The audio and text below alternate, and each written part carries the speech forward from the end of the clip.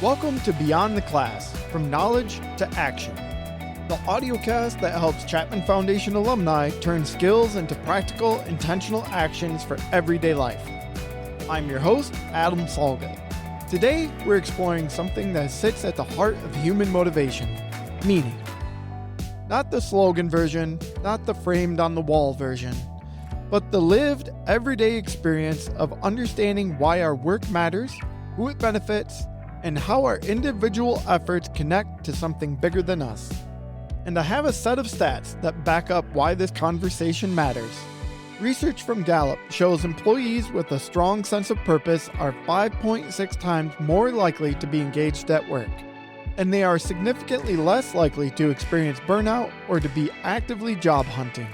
Beyond individual impact, meaning is one of the strongest drivers of engagement and retention, consistently ranking alongside and often above compensation as a motivator for employees. And meaning isn't just good for people, it drives business results. Organizations with highly engaged employees have a 23% greater profitability. They also experience substantially lower absenteeism and see significantly reduced levels of turnover. Finally, global well-being research from McKinsey Health Institute shows that workplaces grounded in purpose, human connection, and psychological safety significantly increase resilience and overall well-being. And because most adults spend the majority of their waking lives at work, those benefits don't stay contained to the workplace. They influence how people show up at home, in relationships, and in their communities. That's the ripple effect. So yes, leadership research makes one thing clear. Meaning is not a soft perk. It is a performance driver, a resilience builder, and a community strengthener. To dig into this topic and to help us start achieving those statistics for your organizations, I'm joined by someone who leads with meaning every day. Our CEO at the Chapman Foundation for Caring Communities, Misty Janks. Misty is a thought leader and organizational psychologist who's passionate about unleashing the power and potential of individuals and organizations. Welcome back to the show. Thanks, Adam. I'm glad we're here talking about this because meaning often gets confused with branding or value statements. But meaning is not something you print on a poster. As you mentioned in the first part of your intro, meaning is not simply about feeling inspired at work. From an organizational psychology perspective, meaning shapes how individuals interpret effort, persist through challenge, connect to others, and understand the significance of their contributions within the larger system. So you've shared before that there was a season when you were leading an organization and everything looked strong on paper. Partnerships were growing, metrics were solid, but underneath it all, the team felt disconnected. Is it fair of me to describe it that way? And if so, can you talk a little bit about what you saw during that time? Absolutely. We were growing, expanding partnerships, meeting all of our goals, but I noticed our conversations becoming just more transactional. We were talking about the work, but not the impact of the work. And when that happens, even in high-performing environments, energy starts to fade. That is when I realized we need to slow down just enough to reconnect to why the work mattered in the first place. The conversations that were transactional, I can imagine that often just felt like, hey, I need this. Can you get it to me by this date? And there's really no interaction other than that. Absolutely. Status update. This is what I need. When can I get it by? And then back out the door. And I know at times in our business, in any business, that's important. But when that consistently happens, that's what you were noticing, right? Yes, that's the thing. When it consistently happens, there's going to be a time pressure that will always be up against it. So how do we balance it? How do we make time for that personal connection and finding meaning? So I bet that resonates for many of our leaders. It's easy to get caught up in the metrics and miss the meaning. Things start to become very transactional when that happens. I'm curious if you can tell me, in what ways did you slow down? And what did that look like in practice? Practically, the way that we made space for meaning again, it meant pausing during meetings to talk about the impact, not just the metrics. We intentionally linked individual tasks to the larger mission so people could see how and what they were doing fit into something bigger. And we created small moments, even just a few minutes, to acknowledge why the work mattered before moving on to the next goal. The responsibilities themselves did not change, but reconnecting people to the human impact of their work reshaped how they experienced it. As meaning became more visible, motivation, emotional connection, and the collective energy began to strengthen across the team. That sounds like a really great choice. Let's talk about that performance side. A case can be made that meaning isn't just good for morale, it drives results, right? Absolutely. You mentioned this stat in your intro. Organizations with highly engaged employees, which is a direct outcome of meaningful work, have a 23% greater profitability. So when people understand why their work matters, they bring more discretionary effort. And in times of conflict, like big organizational changes, this is so important because change is rarely easy. But when people stay connected to purpose, they have something solid beneath their feet. During periods of uncertainty or organizational change, purpose functions as a psychological anchor. When individuals remain connected to a shared sense of meaning, leaders create greater emotional stability, resilience, and adaptability within their teams. Retention also improves and collaboration feels more natural. There's something that I want to touch on a little bit, and that is personal values. I know personal values can come into play when we're talking about the meaning of our work as well. Can you talk about that a little bit? Understanding your personal values is important because values shape how you interpret meaning, make decisions, respond to stress, and connect to the purpose in both our work and our life. From a motivational psychology perspective, individuals experience greater intrinsic motivation, engagement, and resilience when their behaviors align with what they deeply value. Research, particularly through self-determination theory, suggests that people thrive when they experience alignment, autonomy, purpose, and connection to the work that they do. Without awareness of personal values, it becomes easy to pursue external markers of success while internally feeling disconnected or depleted. Values function as an internal compass that helps individuals make decisions that are more authentic, sustainable, and psychologically aligned. That alignment often increases energy, persistence, and the commitment because people are no longer operating purely from obligation, but from internal meaning. What about if someone is facing a challenge? Tell me how values comes into play there. When individuals can connect difficult work to something personally meaningful, they are more likely to remain adaptable, resilient, and emotionally grounded during those periods of uncertainty. As a leader, why is it important for a leader to think about how their values are influencing their work? In leadership specifically, self-awareness around values has cultural implications. Leaders communicate values consistently through what they prioritize, recognize, tolerate, and reinforce. Organizational culture is shaped not only by stated values, but by the repeated behaviors leaders model every day. This is why understanding personal values is not simply personal development work. It directly influences leadership effectiveness, team experience, and organizational culture. And that's why the values are rooted in the Our Community Transforms. And it is the very first session that we start off with so you as a leader can understand what yours are. And I know as a leader, the impact that we have on our people can extend beyond the workplace, right? Yes, absolutely. Workplaces are one of the primary environments where adults experience connection, recognition, stress, belonging, and purpose on a daily basis. From both organizational and motivational psychology, those experiences do not stay contained at work. They influence emotional well-being, behavior, and relationships outside of it as well. When people consistently experience meaning, psychological safety, and care at work, it often strengthens resilience, communication, and overall well-being. They tend to bring more patience, presence, and emotional capability into their homes, relationships, and communities. But also the opposite can be true. Environments that create chronic stress, disconnection, or lack of meaning can carry over into other areas of life too. That is why leadership matters so much. Leaders are not simply influencing productivity and performance metrics. They are shaping human experiences that ripple far beyond the workplace. In many ways, organizations become practice grounds for how people learn to communicate, trust, collaborate, and care for one another. I think everybody's had the experience where you've had a wonderful day at work and you go home and you continue just a wonderful day at home. right? I think that's a very simple way to put this, but that's one way of describing this, right?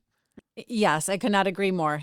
What you experience during the day at work will be brought home with you unless you are very intentional and make that choice not to. For our listeners, this ties directly into something we'll be diving into in another episode very soon here. We're going to revisit our Caring Workplace initiative. So stay tuned to hear more about that strategy in an upcoming conversation. And I want to make a quick call out to something I appreciate is that our foundational classes really help build a base set of skills. You mentioned transforms, but I'd like for you to also touch on our community listens. Could you do that? Yes, our Community Listens is our first foundational class, and it lays the groundwork for meaning by strengthening relationships. When people learn to listen effectively and empathetically, express themselves clearly, and build trust, the environment around them becomes more human and meaning grows in human spaces. In our second foundational class, Our Community Serves, we build on that foundation by helping people shift from a me-centric mindset to a we-centric one. That's where meaning becomes shared, right? Part of the culture, not just an individual insight. Exactly. Our community serves, deepens emotional intelligence, and helps leaders intentionally create environments rooted in service, shared purpose, and human connection. The class challenges leaders to move beyond individual achievement and begin thinking more systematically about how their behaviors shape the experience of their team and the culture around them. Through practices like self-awareness, accountability, and intentional connection, leaders began creating conditions where people feel psychologically invested, not only in the mission, but in one another. That shift is important because meaning becomes socially reinforced through relationships, shared values, and collective purpose, not just personal motivation.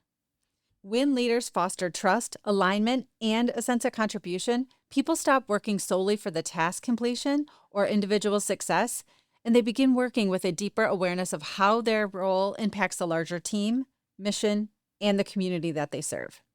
That is when meaning becomes embedded into the everyday culture of the organization rather than existing in an abstract idea or a personal insight.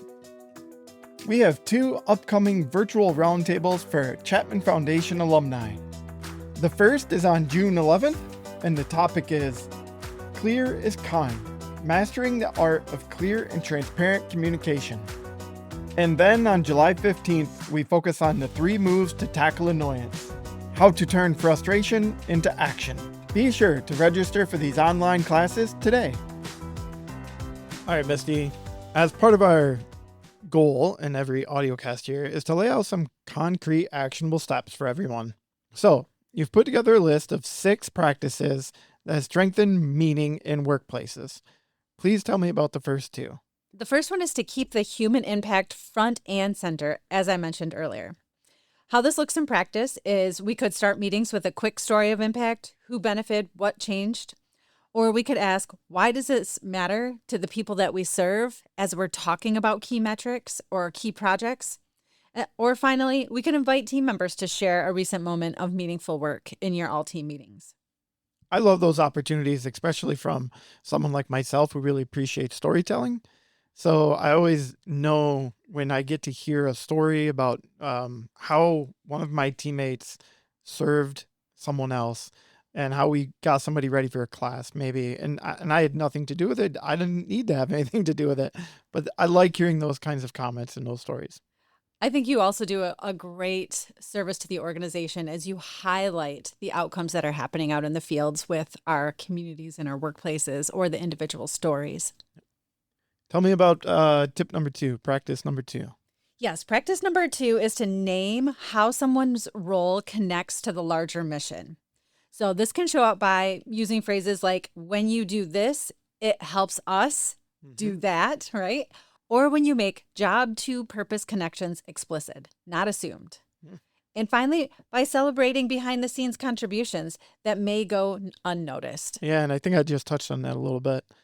What kind of roles in an organization might benefit from that second tip the most?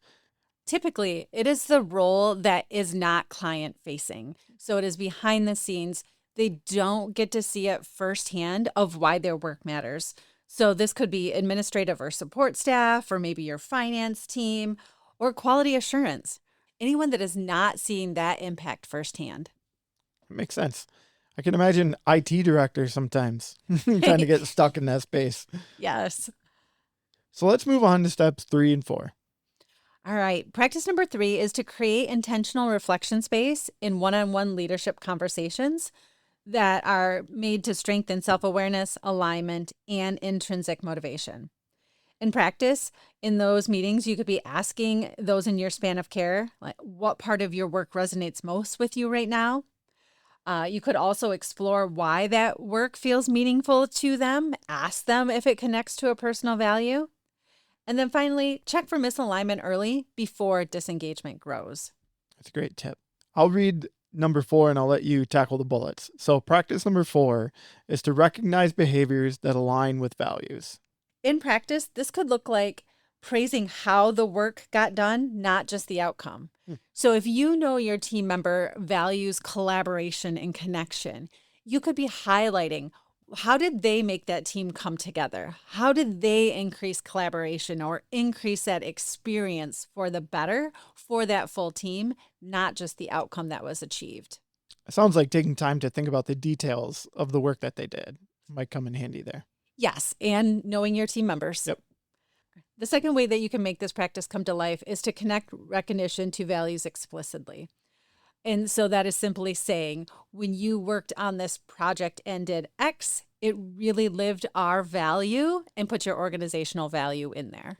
Reminds me of something from our community listens. So quick pop quiz. What's a quick and easy acronym to help someone with a recognition statement? Yes, that is our FBI method. So your feelings about their specific behavior and the impact that that behavior had either on the team, the organization, or you. That's awesome. Yeah, so you passed, first of all. Congratulations. I like to give you and Katie pop quizzes every once in a while. If you want to go into depth, by the way, on writing FBI statements, whether for a recognition or maybe confrontation if necessary, you can go back and listen to our cleverly titled episode 103, Dissecting Top Secret FBI Statements. The direct link to that will be in the description of this audio cast.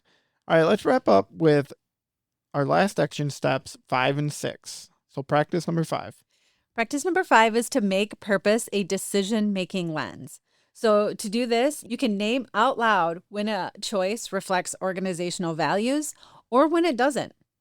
Or before making major decisions, ask, does this align with or deepen our intent? I really like that naming out loud to your organizational values.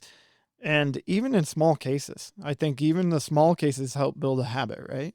Yes, absolutely. And so for you as a leader, it might come really naturally. And so when you say it out loud, you're actually telling the story of the organization. And that's why it's so critically important. Awesome. And number 6? Practice number 6 is to build moments of pause. And with this, you can add purpose check-ins to the start of a meeting or maybe the end, set quarterly mission moments for storytelling, or encourage team members to reflect on what motivates them and explain that it's okay to do that on company time. Great reminders. Thank you for those 6 tips. As we wrap up today's conversation around the importance of meaning in the workplace, can you give us a quick recap of some of today's biggest takeaways? Yes. First, meaning is not a message. It is a felt experience. Teams thrive when they can see how their work matters, and meaning is embedded through repeated leadership behaviors. And then finally, that meaning has a ripple effect. The care and connection people experience at work extend into their homes and communities. This helps create healthier relationships far beyond the workplace. All right, Misty, it's your favorite part. We covered some of the main focus areas, but I'm going to ask for one actionable step that listeners can take away with them. Here's the simplest, most powerful one. Before your next meeting, answer this question yourself and then say it out loud to your team. Why does this work matter today? It takes 10 seconds and it can change everything. It is powerful, and it is a reflection that I think can really lead to some great conversations. If you're looking to weave meaning more intentionally into your leadership, we have 2 great next steps. If you're an alumni of Our Community Listens, we highly recommend looking into Our Community Serves to turn purpose into consistent leadership practice. And then you could also take our virtual roundtables to strengthen the emotional clarity and communication skills that help meaning land. And if you're an organization that wants to embed these ideas into your culture, reach out to us about our Caring Workplace Partner Program. Misty, thank you for this rich conversation today. Very thankful for the time I get to spend with you doing these. Yes, thank you so much, Adam.